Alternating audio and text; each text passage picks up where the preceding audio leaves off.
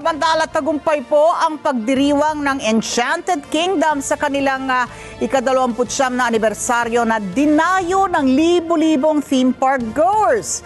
Sa darating pang mga taon, pangako po ng Enchanted Kingdom na patuloy silang maghahatid ng mga bago at mas kapanapanabik na mga adventures para sa bawat pamilyang Pilipino. Mark De La Rosa sa detalye.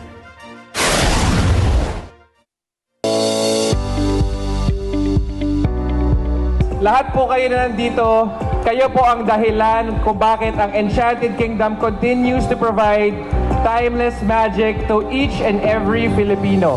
Matagumpay na ipinagdiwang ng Enchanted Kingdom ang kanilang ika-29 na anibersaryo noong Sabado na puno ng saya at musika. Dinagsa ng libo-libong theme park goers ang selebrasyon para mapanood ang homegrown talents ng EK at mga iniidolong personalidad sa musika. Kinilig ang bawat fans nang kantahin ni Zach Tabudlo ang kanyang hit song para sa lahat ng mga binibini.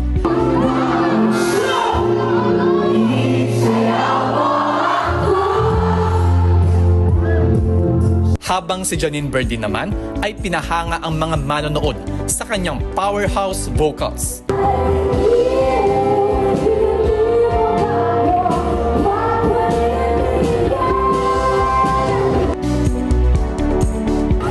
Happy 29th anniversary po sa Enchanted Kingdom.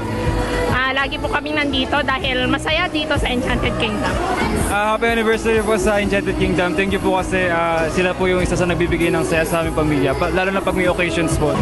Happy anniversary! Happy 29th anniversary to Enchanted Kingdom! Sa darating pang mga taon, asahan natin patuloy na maghahatid ang Enchanted Kingdom ng mga bago at mas kapanapanabik na adventures para sa bawat pamilyang Pilipino. Ang Enchanted Kingdom ay lagi nag-i-innovate para tayo mo ay mabigay na timeless experience for all generations and all Filipinos.